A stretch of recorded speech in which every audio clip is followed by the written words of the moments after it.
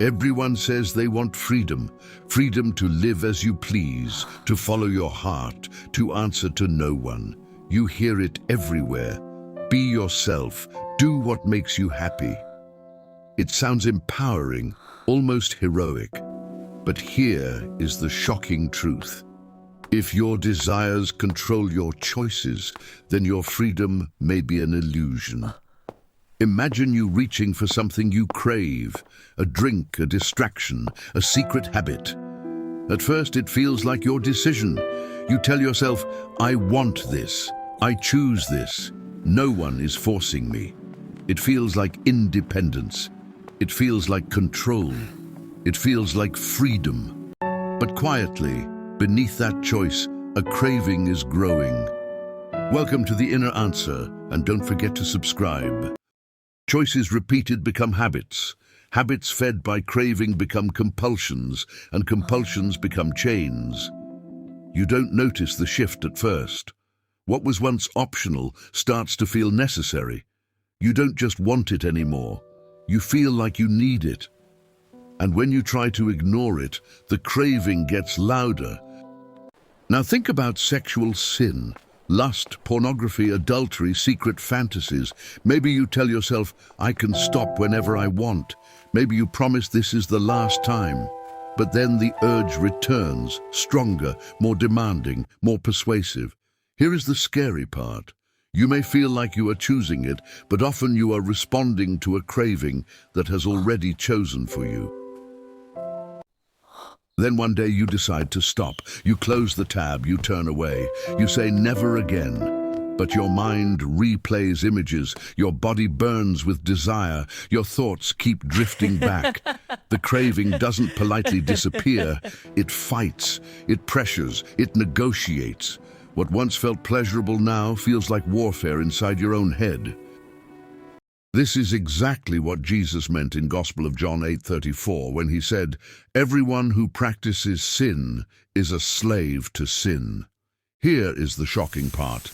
A slave is not someone who cannot act, but someone who cannot stop.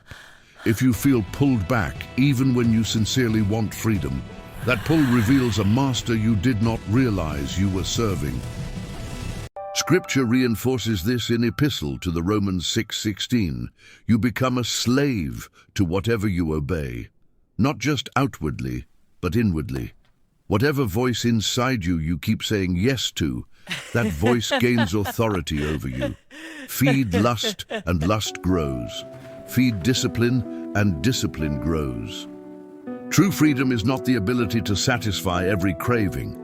True freedom is the ability to do what is good without being dragged by desire and to refuse what is harmful without inner torment. It is self-mastery, a state where you are not controlled by urges, images, or appetites, and your peace does not collapse when you deny them. The Bible calls believers to this kind of freedom in Epistle to the Galatians 5:1. To stand firm and not submit again to a yoke of slavery.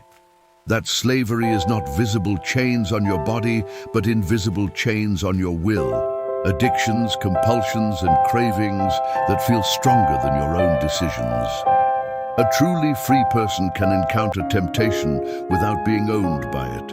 You can feel desire without being driven by it.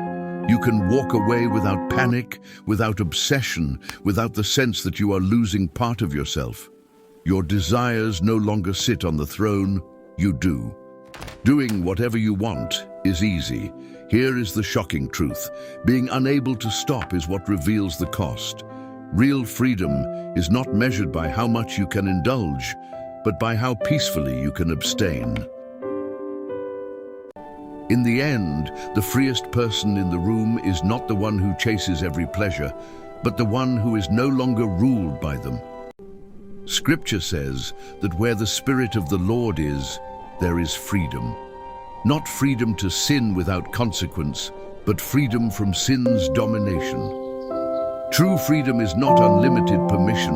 It is the quiet, powerful ability to walk away from anything that once controlled you and remain calm, whole, and at peace. Thank you for watching. See you to the next video.